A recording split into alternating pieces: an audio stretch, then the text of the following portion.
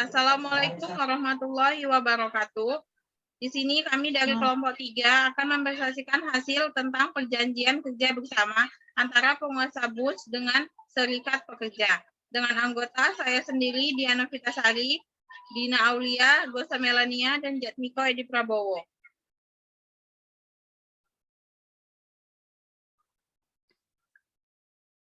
Latar belakang.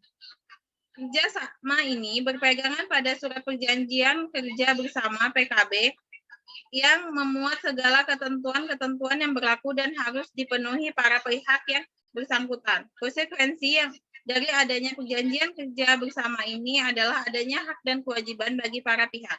Serikat Pekerja Pahala Kencana yang di dalamnya mencakup Trubus akan memperoleh hak dan kewajibannya. Salah satu hak dan dari adanya perjanjian kerja bersama tersebut adalah hak jaminan sosial bagi mereka. Bertumpu pada deskripsi di atas, maka penulis tertarik untuk mengetahui lebih jelas lagi persoalan perjanjian kerja bersama PKB di PT Pahala Kencana antara penguasa BUS dan Serikat Pekerja Pahala Kencana Kudus dari studi kasus analisis pelaksanaan perjanjian kerja bersama antara penguasa BUS dengan Serikat Pekerja. Studi kasus jaminan sosial tenaga kerja di PT Pahala Kencana Kudus. Selanjutnya, tujuan. 1. Untuk mengetahui bagaimana perjanjian kerja bersama PKB di PT Pahala Kencana Kudus di antara pengusaha BUS dengan Serikat Pekerja Pahala Kencana. Yang kedua, mengetahui apa saja isi perjanjian kerja bersama PKB PT Pahala Kencana. Yang ketiga, mengetahui bagaimana pelaksanaan perjanjian kerja bersama di PT Pahala Kencana Kudus. Selanjutnya, presentasi akan disampaikan oleh rekan saya, yaitu Jatmiko Edi Prabowo. Ya, selanjutnya, pengertian perjanjian kerja bersama.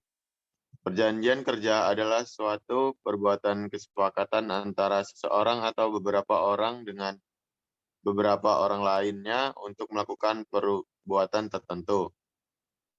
Hal penting yang perlu dipahami oleh perusahaan dalam rangka pembuatan dokumen terkait yaitu yang pertama dasar hukum, yang kedua pihak yang berkaitan dengan pembuatan dokumen, 3 ketentuan terkait serikat pekerja, 4 masa berlaku dokumen, 5 fungsi dari dokumen perjanjian kerja bersama, 6 jumlah PKB yang diperbolehkan. Selanjutnya, 1 perjanjian kerja bersama PKB di PT Pahala Kencana Kudus. Dasar hukum dari pembuatan perjanjian kerja bersama ini mengacu pada 1 Undang-Undang No. 13 Tahun 2003 tentang Ketenagakerjaan. Yang kedua, keputusan Menteri Tenaga Kerja dan Transmigrasi No. KIP 48 Men IF 2004 tanggal 8 April 2004 tentang tata cara pembuatan dan pengesahan peraturan perusahaan serta pembuatan dan pendaftaran perjanjian kerja bersama. 3. Undang-Undang No. 21 Tahun 2000 tentang Serikat Pekerja atau Serikat Buruh. Dalam perjanjian kerja bersama yang telah disepakati antara pengusaha dengan Serikat Kerja Pahala Kencana. Selanjutnya, dalam pembuatan perjanjian kerja bersama ini memuat 1. Nama tempat kedudukan serta alamat serikat pekerja. 2. Nama tempat kedudukan serta alamat pengusaha. 3. Nomor dan tanggal pencatatan serikat pekerja pada instansi yang bertanggung jawab di bidang ketenagakerjaan kabupaten atau kota. 4. Hak dan kewajiban pengusaha. 5. Hak dan kewajiban serikat pekerja. 6. Jangka waktu dan tanggal berlaku perjanjian kerja bersama. 7. Tanda tangan para pihak pembuat perjanjian kerja bersama. Pihak-pihak yang mendatangi surat perjanjian kerja bersama Pahala Kencana, pimpinan perusahaan Bambang T. Dedjokusumo, manajemen Mujianto, DKK. Selanjutnya 2. Isi perjanjian kerja bersama PT Pahala Kencana. A. Ruang lingkup perjanjian kerja bersama pahala kencana. B. Hubungan serikat pekerja dengan pengusaha. Jangka waktu berlakunya perjanjian kerja bersama ini adalah selama 2 tahun, yaitu mulai 1 Agustus 2005 sampai tanggal 31 Juli 2007. Perjanjian kerja bersama ini dapat diperpanjang dengan waktu perpanjangan 1 tahun dan hanya dilakukan 1 kali perpanjangan. Ya, selanjutnya akan dilanjutkan oleh rekan saya yaitu Gosa Melenia.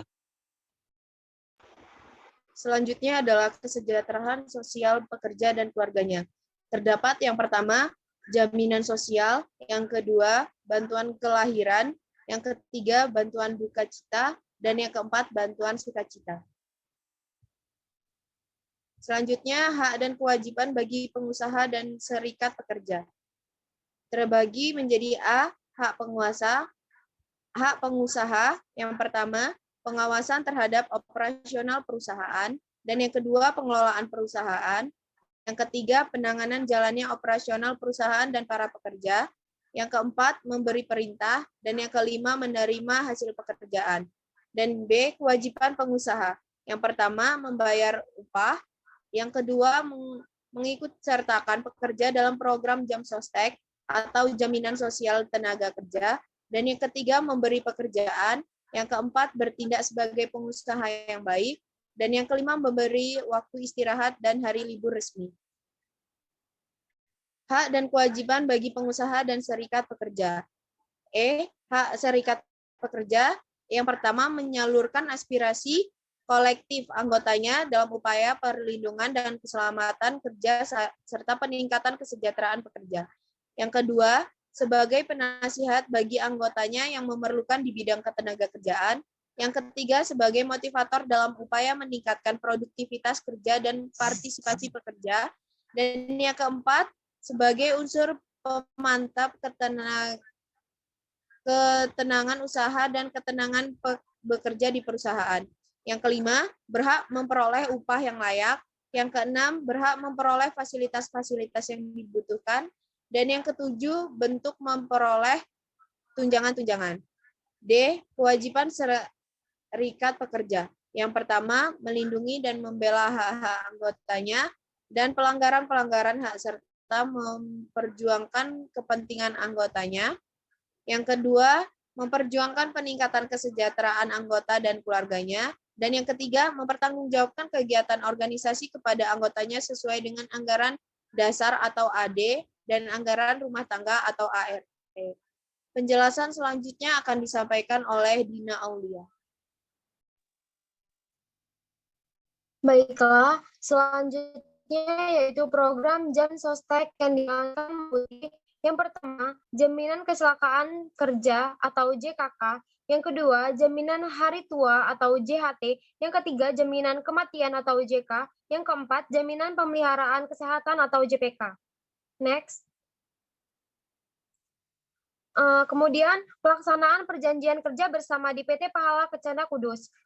Waktu jam kerja kurang lebih dari 8 jam, sistem pengupahan yang dijalankan atau jenis pekerjaan, tanggung jawab pekerjaan, keahlian yang dimiliki, dan pengalaman kerja. Kemudian hak dan kewajiban masing-masing pihak dan pelaksanaan program jam sotek di lingkungan perusahaan.